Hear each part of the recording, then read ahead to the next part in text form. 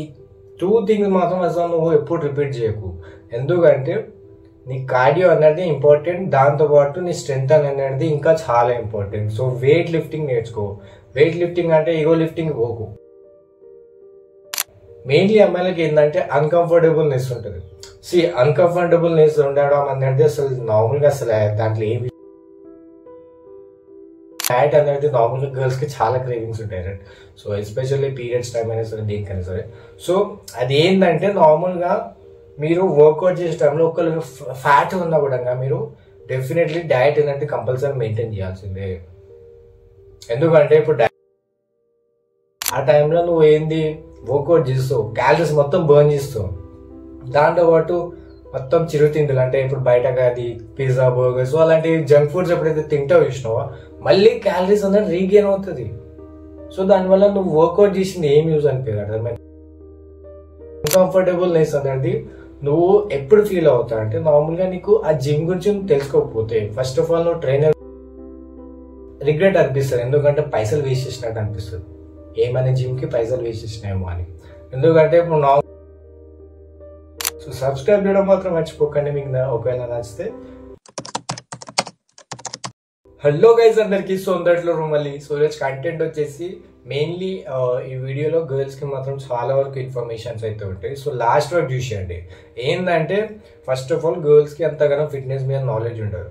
So వాళ్ళు work out చేసే టైంకి ఎలాంటి వర్కౌట్ చేయాలి, సో ఒకవేళ ఫ్యాట్ ఉంటే ఎలాంటి వర్కౌట్ చేసి ఫ్యాట్ బర్న్ చేయాలి, సో ఆ కంప్లీట్ ఇన్ఫర్మేషన్ నేను చెప్తున్నాను. సో డెఫినెట్లీ మీకు యూజ్ అవుతుంది అనుకుంటున్నా. లాస్ట్ వరకు చూసి. సో ఫస్ట్ థింగ్ వచ్చేసి ఏంటంటే నార్మల్గా ఒక అమ్మాయి నార్మల్గా ఎప్పుడైతే జిమ్ స్టార్ట్ చేస్తుందో అసలు 1-2 hours దాకా వాకింగ్ చేస్తుంటే థ్రెడ్మిల్ మీద.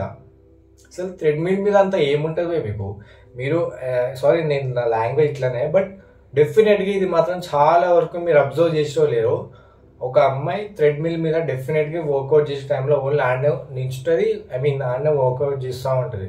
థ్రెడ్మిల్ మీద మీరు ఎప్పుడైతే వర్కౌట్ చూసినావో డెఫినెట్లీ మీకు ఓన్లీ కార్డియో మీద యూజ్ అవుతాయి కానీ మీ స్ట్రెంత్ మీద అస్సలు యూజ్ అవ్వదు. ఎందుకు చెప్తా విను. ఎందుకంటే నువ్వు నార్మల్గా ఎప్పుడైతే ఓన్లీ కార్డియో వర్కౌట్ మీద ఫోకస్ చేస్తావో నీ ఫ్యాట్ ఒక్కటి తగ్గడం అనేది నీ బాడీకి అసలు చేంజెస్, అసలు పాజిటివ్ చేంజెస్ ఉండదు. నీ ఫ్యాట్తో పాటు నీ మజిల్ కూడా గెయిన్ అవ్వాలి. ఎందుకంటే నువ్వు ఓన్లీ కంపల్సరీ కంప్లీట్ ఫ్యాట్ తగ్గించి without taking any strength and training అంటే ఒక్క స్ట్రెంత్ అండ్ ట్రైనింగ్ కూడా నువ్వు అసలు చేయకపోతే మాత్రం నీ ఫ్యాట్ తగ్గడం వల్ల నీ స్కిన్ లూజ్ అయిపోతుంది అండ్ మజిల్ గెయిన్ అనేది 0% అయిపోతుంది. ఎందుకంటే నువ్వు కార్డియో వర్కౌట్ చేసేటప్పుడు నీ మజిల్ అండ్ నీ ఫ్యాట్ రెండింటినీ నువ్వు డిక్రీజ్ చేసేస్తున్నావు. సో ఈ 2 థింగ్స్ మాత్రం అసలు నువ్వు ఎప్పుడు రిపీట్ చేయకు. ఎందుకంటే నీ కార్డియో అనేది ఇంపార్టెంట్, దాంతోపాటు నీ స్ట్రెంత్ అనేది ఇంకా చాలా ఇంపార్టెంట్. సో వెయిట్ లిఫ్టింగ్ నేర్చుకో. వెయిట్ లిఫ్టింగ్ అంటే ఈగో లిఫ్టింగ్ పోకు. నీకు అంటే నీ బాడీకి సపోర్ట్ అయినంత. చాలా వరకు ఇప్పుడు నార్మల్గా 2.5 kgs కూడా ఒకవేళ నీకు అది కూడా పెద్దగా అనిపిస్తే ఎంటీ బాడీ వెయిట్తోనే నువ్వు వర్కౌట్ చేసినా కూడా నీకు చాలా వరకు ఉంటుంది. అది strength and training, only walking cycling కాదు.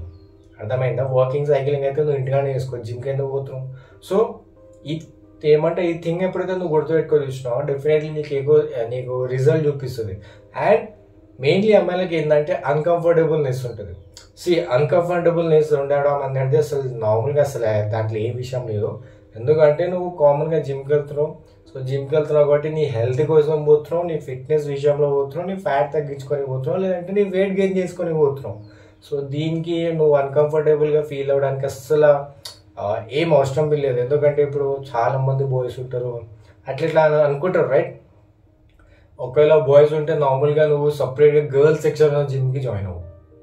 అది కూడా కాకపోతే నువ్వు అసలు అవన్నీ పట్టించుకోకు. ఎందుకంటే ఓన్లీ నువ్వు జిమ్కి నువ్వు ఎందుకు పోతున్నావు, వర్కౌట్ చేయడానికి పోతున్నావు, నీ ఫిట్నెస్ని పెంచడానికి పోతున్నావు. సో ఎప్పుడైతే కామన్గా నువ్వు ఒక జిమ్కి జాయిన్ అవుతావు కంప్లీట్ దాని గురించి తెలుసుకో, ట్రైనర్ గురించి అడుగు, అప్పుడే జాయిన్ అవ్వు నీకు ఓకే అయితే.